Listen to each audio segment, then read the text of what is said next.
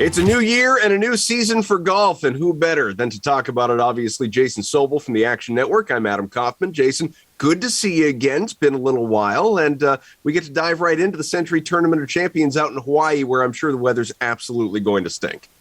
Yeah, it's terrible that these guys have to start 2022 in such a terrible place. I mean, I get it. They're playing golf for a little money and, they get to go play. But still, being in Maui is really a tough gig for these guys. So my heart goes out to them.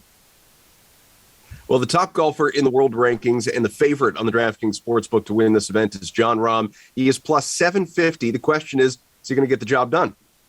Yeah, there's been a lot of bouncing up and down for the top spot. In fact, some other books, not that I look at other books, Adam, but, just for reference, some other books actually don't have Rahm as the favorite. They have Justin Thomas as the favorite. I agree with DraftKings that Jon Rahm, the number one ranked player in the world, should be the favorite. But no, I'm not really into dipping that low for Rahm. Didn't play great during the fall, went over to Europe, played a little bit there. Look, he can turn it on any given week. And, it's never a great idea to completely fade Rahm, but he is not nearly in my top tier of plays based on the number this week. I will not be chasing the favorite.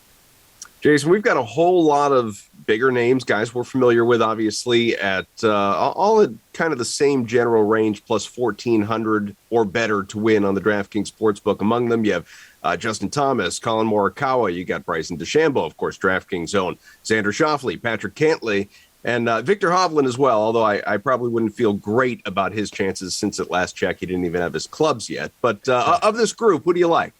You don't need clubs to go play golf. Come on. He can go out there and just throw it down the fairway. It's hard not to like Justin Thomas. The guy's got a pristine record at Kapalua. He knows how to show up for this one.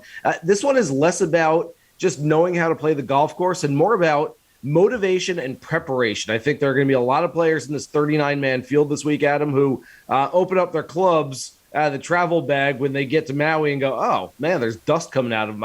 I haven't taken these out of the bag in 2 or 3 weeks. I had Christmas. I put on 5 pounds. All the things that us normal, regular people do who aren't fantastic professional golfers. So they are very much in the same realm. Thomas is a guy who I think preps very well for this event. He gets fired up to go play in Hawaii. So I do like him. And Patrick Cantlay is going to be a guy that is going to be on my radar screen. I'm going to be mentioning him in these segments with you an awful lot over the next 12 months because he's a guy that, granted, it's not coming out of nowhere. He's the reigning player of the year on the PGA Tour. He won the FedEx Cup. He was 3-0-1 at the Ryder Cup. But what I saw from him during those few months where he solidified all of those things, Adam, was a player seems more comfortable in his own skin, both on and off the golf course. I think that's going to translate into even better results this year.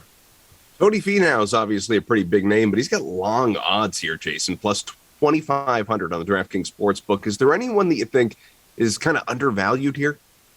Yeah, there are a bunch of guys. I like Finau at that number. Brooks Koepka, look, you never know exactly which Brooks you're going to get. His record is not terrific here. He was hurt one year and didn't play his best golf another time that he showed up. But Brooks certainly has the talent and with the big number next to his name to go out and play well. Patrick Reed is a guy I'm going to be talking about a lot this week. Patrick Reed is a guy who's won this event, has a pair of runner-up finishes, and he also has a big number next to his name, so I do like him. And then Mark Leishman. We all know the wind is going to blow. Leishman is a guy who I always look at whenever the wind is in that double-digit range and getting up to at least a club and a half type wind throughout the week. And Leishman's a guy that keeps it low and should be good on this golf course. So, Finau certainly in that range. I like him, but a few other names that with fairly big numbers, like you said, that 25 to 30 to 1 range, I think has a lot of guys with some win equity there this week. Well, speaking of past winners, Jason, how about Harris English? He took home the title last year, obviously. Again, another guy with longer odds, plus 3,500 to repeat. Can he get it done?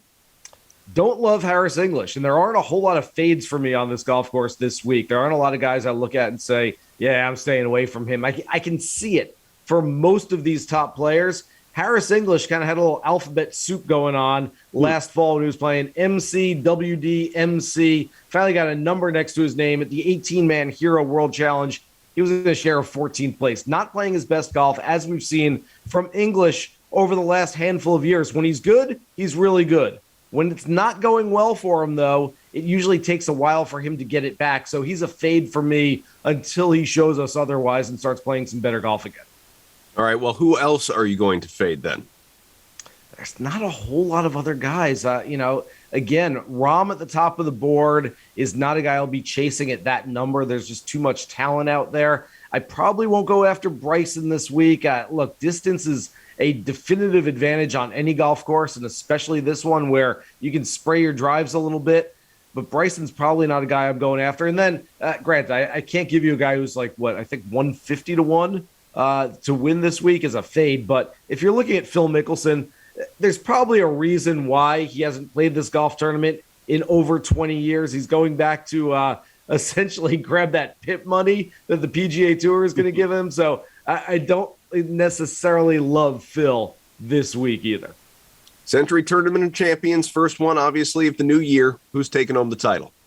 I mentioned his name briefly a few minutes ago, Adam, but the guy I like this week with his price is Patrick Reed. Like I said, he has a great record on this golf course, won back in 2015, a couple of other runner-up finishes. He comes in motivated. He played 7 times after a little illness, a little injury toward the end of last season, 7 times in the fall part of the schedule, which shows me that he's anxious and eager to get back out there and play some really good golf.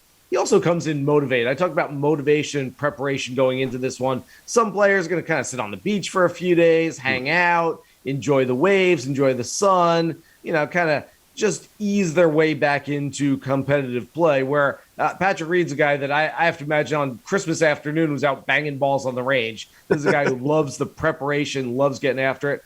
Another good wind player. I mentioned that wind is going to be important this week. And so you put all of those things together. And for me, with a pretty big number next to his name, Patrick Reed should be a very smart outright play this week. Well, I was anxious and eager to talk to Jason Sobel about golf again. My friend, Happy New Year. Enjoy Hawaii from a distance. Thank you. Happy New Year. And yes, our hearts go out to all those guys in Maui.